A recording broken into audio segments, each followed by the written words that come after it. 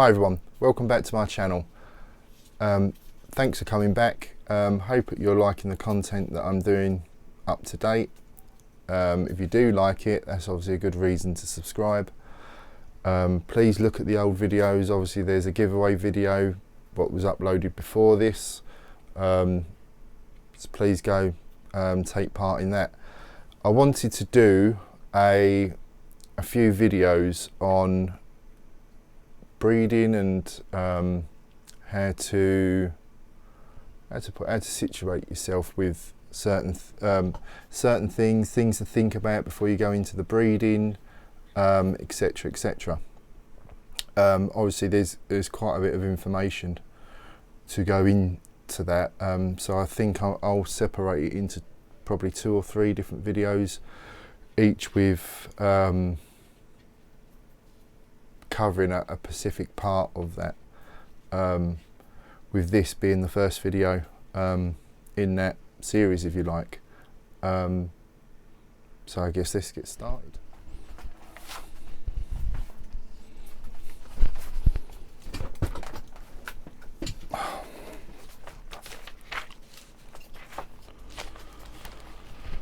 So when first considering and going into the breeding of any animal really, obviously I'm before we go into that, I'm going to obviously base this a lot around royal pythons. It may change from species to species, but ultimately the plan, direction, etc. is kind of the same no matter what species you're working with, and it's all stuff that you need to take into consideration before taking the jump. So obviously before you go into the breeding, you obviously need to pick a species that you're going to breed. With that is a snake, so it could be a royal or a boa or a berm, retic, whatever it is. Obviously all snakes, them ones that I all mentioned were all constrictors, but they've all got different needs, different size, cage requirements, different methods in breeding, etc, etc. So it's very important that obviously you pick the species you're going to work with, because until you do that, you can't come up with the design idea, etc, of how your setup's going to be. And that goes into the next point of the breeding, is your setup. Obviously, I mean, this facility, if you want to call it, that I'm in, this is a 3 metre by 3.5 metre cabin at the moment, a log cabin. This with a bit of modernisation, as I said, I've got new racks and bits and bobs coming, so with a bit of modernisation I should be able to fit 50 adults in here. Now obviously not all of them are going to be females, but before I decided to do the upgrade, I kept myself to 10 to 15 breeding females at any given one season. Now obviously if you say pick 15 females are not going to go, and you'll probably find out 15, maybe about 10ish will go. Now even with just 10 females, you're going to have roughly 60 babies with that, you know, averaging 6 babies per female. So that's a lot of, you know, that's more space. So that's something that you will have to accommodate for, you know, along with things like incubators, maybe freezers for food. Obviously I don't know if you can quite see it, obviously I've got a sink in my room that obviously takes space up as well. This is all stuff that you need to plan for and accommodate for. The other thing I will say with keeping reptiles in general is they do take a lot, that you'll find you collect a lot of bits, I'll just say.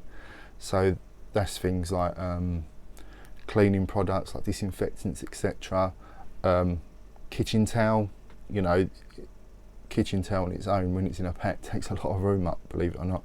Obviously bedding, food, you know, you've got to find places for all that stuff. So this is another thing to take into consideration.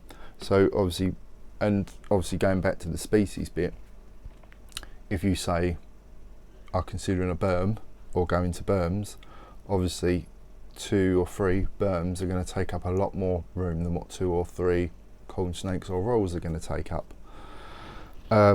So this is all stuff that is very important to determine on what route you're going to go down, and you know, you're planning with the whole thing. As I said before, I've gone down the royal route. I do keep some other species, but only a couple of pairs of this, that and the other. Obviously there's a pair of boas I've got, a pair of woomers, and hopefully a pair of Aki monitors, but apart from that, everything else is rolls. So if you're going down the royal route, obviously same as pretty much everyone else, if you're going to breed rolls, you're going to be going into the morph market, if you like.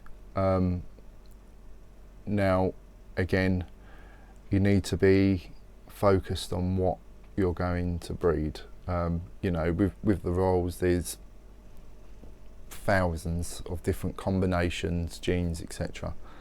And it's all about being focused. I found that when I first come into this, I was buying stuff because it looked nice, or it was a little bit cheaper, or etc, etc.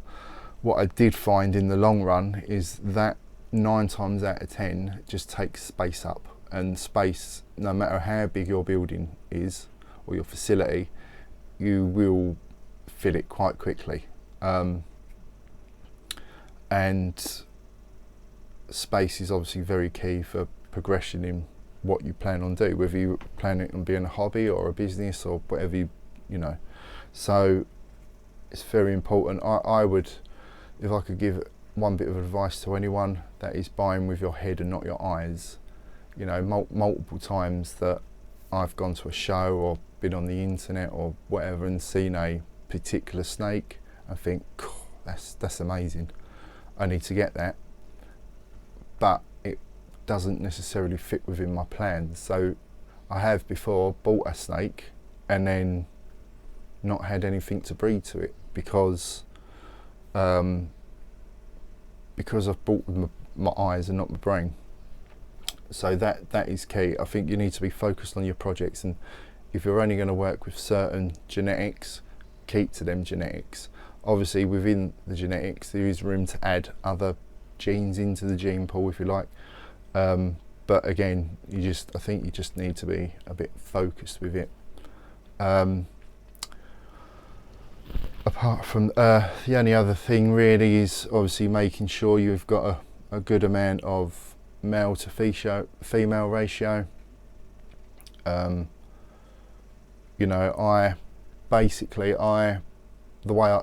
different people do different things, and the way I do it, I will never breed a particular male to any more than 3 females.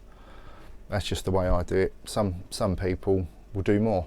That's their choice, that's the way they do it, it works for them, fair dues, but that's not how I do it. And I found that if you put males to any more than 3 or 4 females, they tend to get a bit tired, a bit worn out, etc. So I like to obviously look after me males in that respect, make sure they're okay with what they're doing. And obviously when planning for all this stuff, you also need to make accommodation for holdbacks and grow-ups. You know, it's very hard, it is very hard, and everyone will tell you this, it's very hard to let go of babies that you've produced, because you always think it could be a you know, something not worth that much money in terms of financial gains or whatever.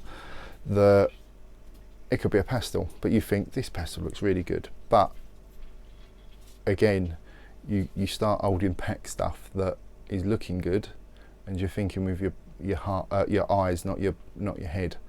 And in the end, it will just clog space up, which you do have to be a bit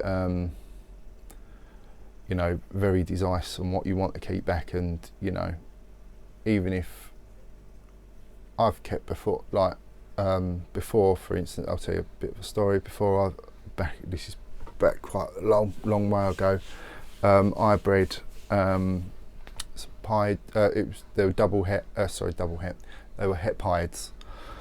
Bred them together, produced one pied, which was obviously a keeper. Then I produced a whole batch of 66% hets. Now, probably the best thing to have done was probably maybe keep a couple of females back, or you know, etc., just to grow on and try and prove access. I ended up keeping them all, and even, I mean, in that particular thing, I think there was one male and the rest of them were female. But the problem with that is obviously it's 3 years worth of space that they all take up, and as I said, they were 66% het. So some of them never proved that. Some of them I never bred. I ended up getting up to adult and then selling on anyway, which, you know, wasn't necessarily a bad thing, but I'm just trying to implement and express the thing of taking up space when it's unneeded. Don't get me wrong, you know, if you have some weird and wonderful snake pop out of a clutch that you think might be a new gene, by all means keep the whole clutch back. That's warranted. But yeah, I think you just need to be very, very picky on what offspring you keep back and grow up, etc., etc. Space is the key. It really is the key that I've found, and this is hence the reason why I'm going from a metal professional rack to a wooden rack. It's utilising the space better. Yes, I know the wood racks won't last as long as a metal one, but you know, it's the best way I could utilise the space that I have at the moment. Not only that, obviously wood's a better insulator and blah de blah de blah de blah. I won't go into all that stuff. So obviously touching on the rack stroke housing part there, that'll be in the next video. So please look out for the next video to be uploaded. Please like, it really does help. Subscribe if you like the content, hit that notification bell, and I will see you on the next video.